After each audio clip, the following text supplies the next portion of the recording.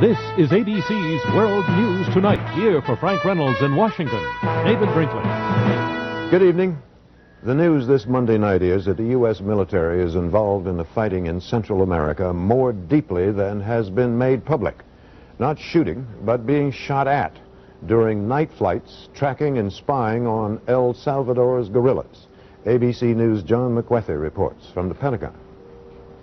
U.S. intelligence sources tell ABC News that the U.S. Air Force has been routinely flying C-130 gunships out of airfields in Panama on secret missions over both El Salvador and Nicaragua. Sources say the heavily armed aircraft have been fired upon during their missions, but have not yet returned fire.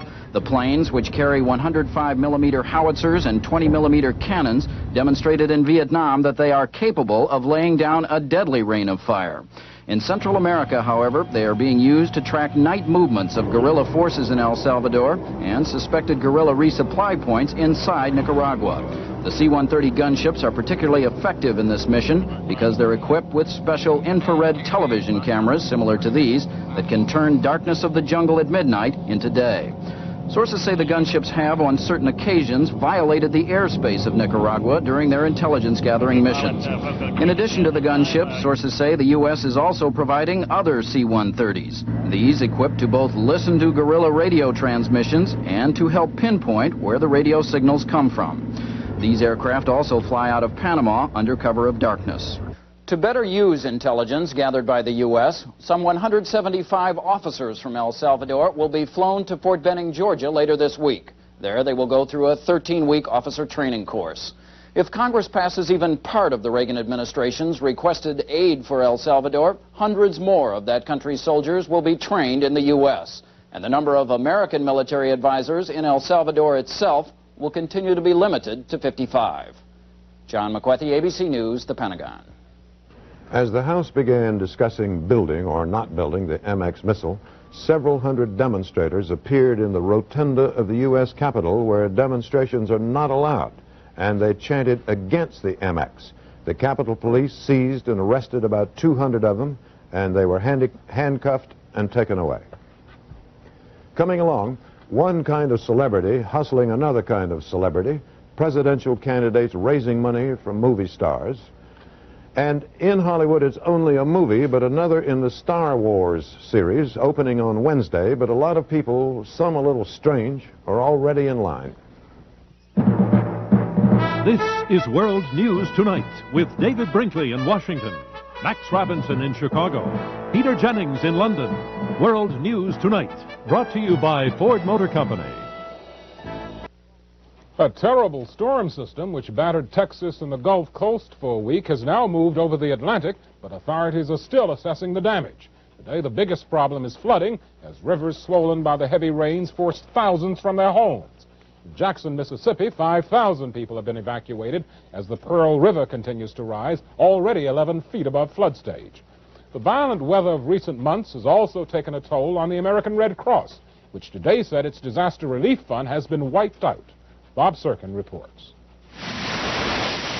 For 102 years, the American Red Cross has been bailing out disaster victims. Now, for the first time in recent memory, it's the Red Cross who's crying for help. Since July of last year, the Red Cross has funded 4,300 major disasters, spending more than $33 million on relief for 1 million victims. Today, the Red Cross's disaster fund is broke. That $33 million constitute about twice what we could have reasonably expected. In part, the disaster money was doled out this way. $2 million last November to victims of Hurricane Iwa in Hawaii. A month later, $5 million to flood victims in Missouri and Illinois. This spring, over $4 million spent in flood-ravaged southeast Louisiana. And $1.5 million to help those left homeless by the Coalinga, California earthquake. This has been such an incredible year, and the American public generally is so aware of the disaster needs that this is an appropriate time to ask them for help. So today at its national convention in Atlanta, the Red Cross, which gets no federal help, pledged to hit the streets to raise $12 million by July 1st. When disasters struck, the Red Cross helped. A massive advertising campaign is being launched to help erase a $3 million deficit and refill the disaster funds. With 2 months left on its current fiscal budget, the Red Cross has already begun dipping into next year's disaster funds to provide relief for flood and tornado victims in Texas, Mississippi, and Louisiana. In a week, the Red Cross could find itself in even tougher financial shape. Hurricane season begins on June 1st. Bob Serkin, ABC News, Atlanta. In economic news, it was a hectic day of trading on Wall Street. The market plunged 13 points at the outset, but finished up more than 10 points to close over the 1200 level. The reason for the day's early sell-off, investors' fears that last Friday's huge jump in the nation's money supply might push interest rates back up again. Well, as far as many Americans are concerned, interest rates are still way too high, and that's why in Ohio, thousands of would-be homeowners began lining up at banks over the weekend to apply for low-rate mortgages through a special state plan. Chris Bury reports. They braved the rain in Toledo, spent the weekend on lawn chairs in Dayton, and pitched tents in Columbus to apply for 6,000 mortgage loans at 9.98% interest rates. First come, first served. It's just like anything else in life. If you want it bad enough, you do what you have to do to get it. In Cincinnati, champagne corks popped at midnight as one savings and loan opened early to handle the crowds. To qualify for the discount loans, buyers needed a signed sales contract on a prospective home and proof they hadn't owned a house in 3 years. You'd have probably had to wait another year, maybe, get into the same kind of house. Today's loans are a bargain. A $50,000 30-year mortgage financed at 9.98% costs $438 a month. At 12%, the conventional rate in Ohio, the monthly payment is $515, a savings of $77 a month, or more than $27,000 over the course of 30 years. For more expensive homes, the difference is even greater. It's between $150 and $170 per month difference in our house payments, and we're very interested in getting a home. While today's crowds will quickly exhaust the $300 million made available by a state bond sale, Ohio plans to offer more bargain loans later this year, keeping alive a modest recovery in home sales and construction that's already begun. Chris Bury, ABC News.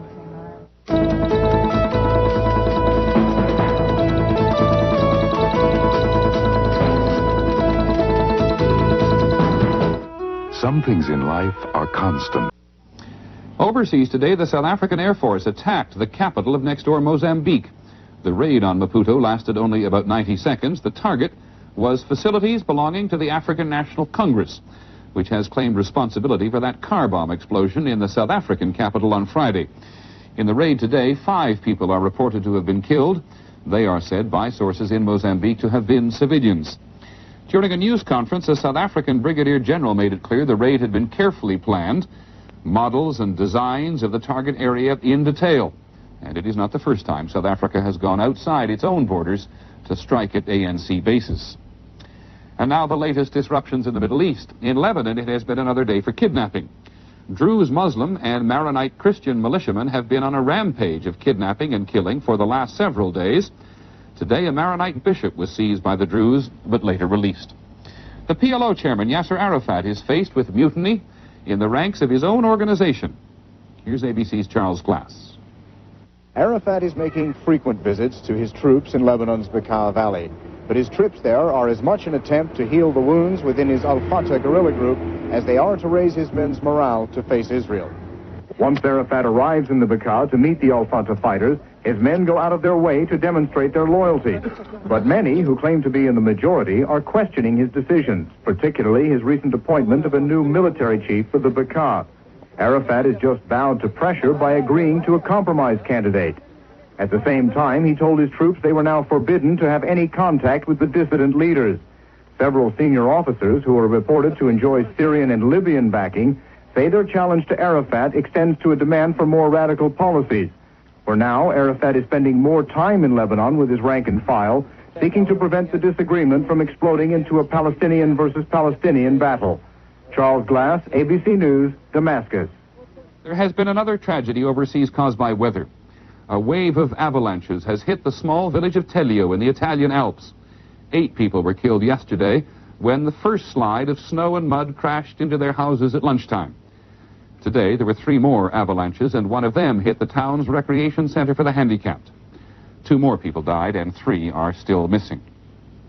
And now Eastern Europe.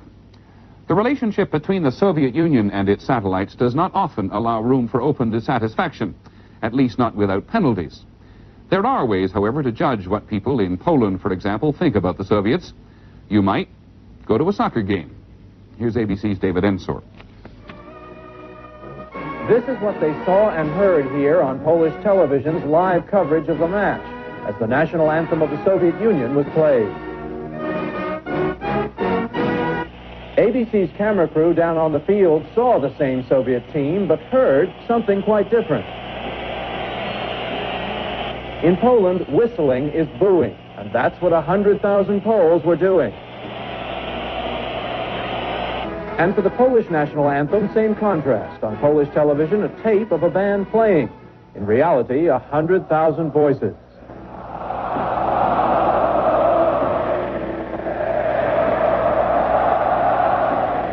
Then the audience sat down to watch amid heavy security. The Poles dominated play and scored first with a header. That produced euphoria.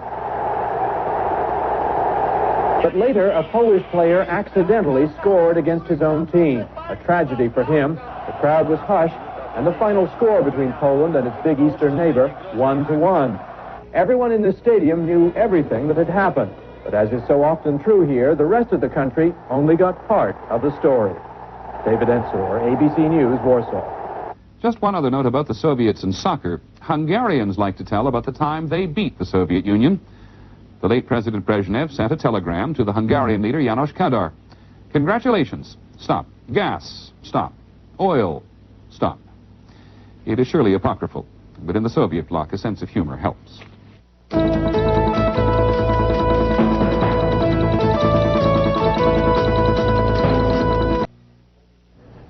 In Columbia, South Carolina, 42 people described as top-level dope dealers were indicted, charged with bringing in $800 million worth of drugs. It was, they said, a white-collar drug bust. If it involves money in any way at all, it is predictable that crooks and thieves will be drawn to it like cats to sardines. And since credit cards are about money, stealing, faking, and forging them is now a small industry, or maybe a big one, about $1 billion a year. As a House Banking Subcommittee heard today, and as ABC's Charles Gibson reports. They dressed him up like the Elephant Man, shrouded with a hood and cape. He affected a limp, and they made him sound like Donald Duck. Even members of Congress were intrigued by the elaborate preparations for a man who once worked in organized crime, passing phony credit cards. I made a very, very good living. I went from hot dogs to caviar.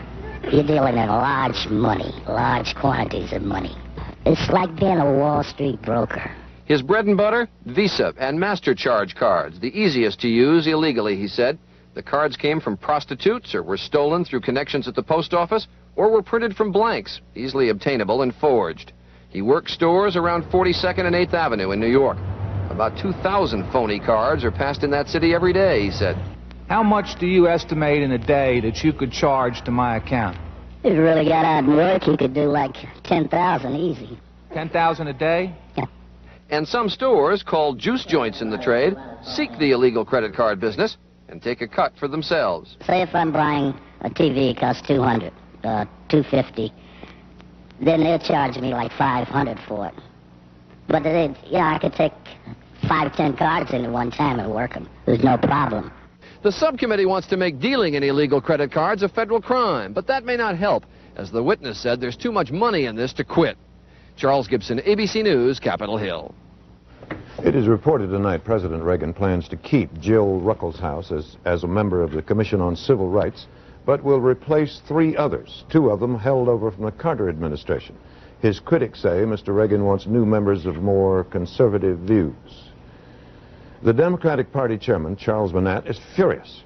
The Democrats are planning a telephone call-in to raise funds next weekend, and he accuses the Republicans of trying to jam the phone lines to prevent Democratic money givers from getting through. And in Hollywood, political celebrities are asking movie celebrities for political money and getting it, as ABC's Sander Van Oka reports. Gary Hart, Democratic candidate for president and a political star, raised about $30,000 from the 200 guests at this Beverly Hills cocktail party. They came to shake his hand, listen to him speak, and perhaps just as important to them, rub elbows with some of their own homebred stars.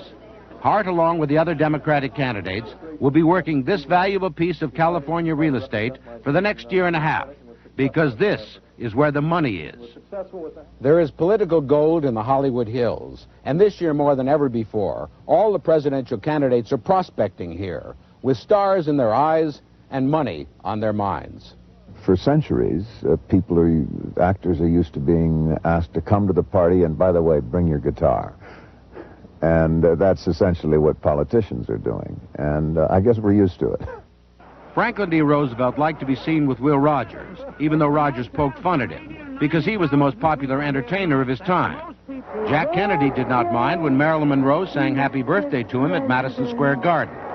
Richard Nixon let Sammy Davis Jr. give him a big hug at the 1972 Republican Convention.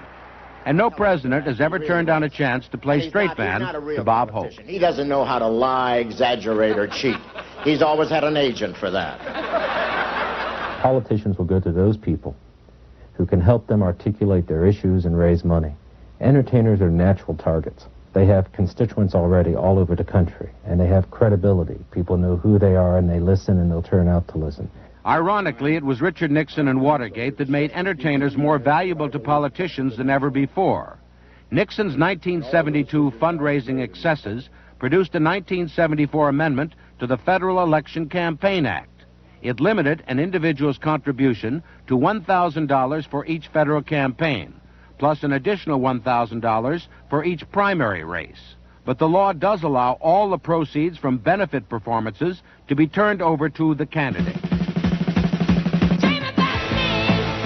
For example, in two concerts in December 1979, Linda Ronstadt, the Eagles, and Chicago raised about $300,000 for Jerry Brown's presidential campaign.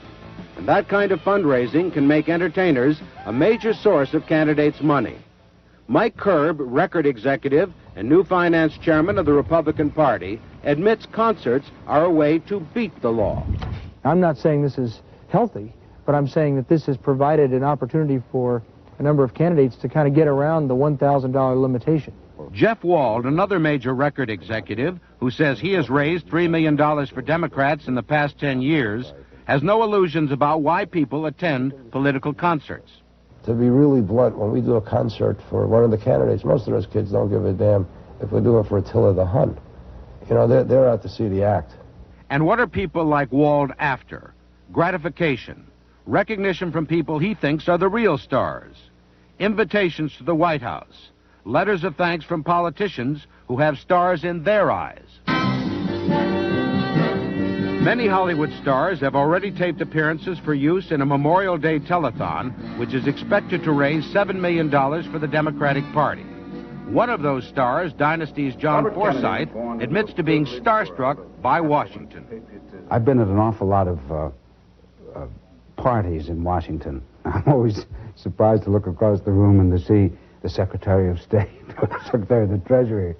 And I must say that I almost go over and ask him for an autograph. But in Washington, politicians don't want actors' autographs. They want help with campaigns. Well, they're usually terribly polite, loved your last film, etc., or whatever. Now, I'll tell you, I'm involved in something that I think will be of particular interest to you and your sensitivities, etc. It's like a salesman. New Hampshire, where the nation's first primary will be held next March, is 3,000 miles away from Hollywood. But in the new era of multi-million-dollar campaigns, presidential candidates cannot get there without stopping here first. Sandra Van Oker, ABC News, Hollywood.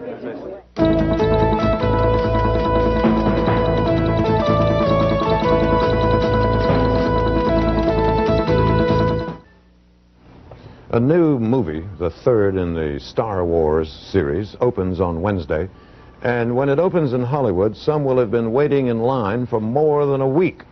And it is clear the audience will not be your ordinary mom and pop and the kids, as ABC's Judd Rose reports from Hollywood. 6 years ago, Star Wars hit the screen, proving a box office bombshell. The original earned $524 million. The sequel, The Empire Strikes Back, soared almost as high, about $365 million at last count. Now comes the third in the series, The Return of the Jedi, and it's expected to earn as much or more than either of its predecessors. In fact, it won't open for 2 more days, but already the lines are down the block. You meet a lot of weird people out here? None weirder than us.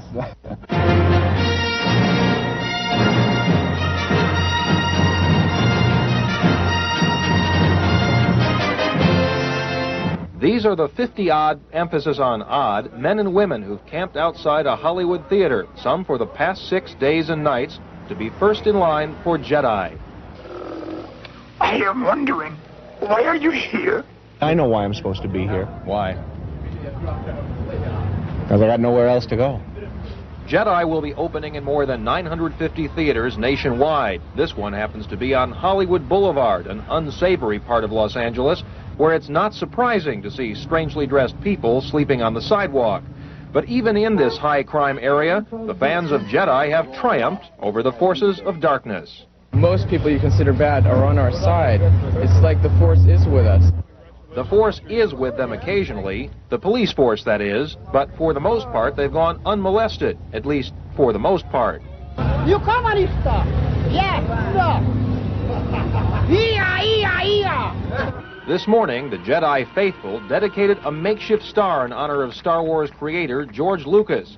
That's one way of passing the time until the first show, which isn't till Wednesday morning. But already, those at the front of the line are making plans. It's going to be nice and dark and warm in there, so we're going to probably go straight to sleep. Judd Rose, ABC News, Hollywood. Once again, tonight's top story. Intelligence sources tell ABC News U.S. Air Force planes, C-130s, routinely fly out of Panama on spy missions over El Salvador and Nicaragua, that they have been shot at but have not yet shot back, all in support of El Salvador's government troops fighting the guerrillas. Later tonight on Nightline, Ted Koppel talks with Arthur Ashe about the loudmouth, bad-mannered tennis players and what they are doing to the game. For all of us at ABC's World News Tonight, thank you and good night.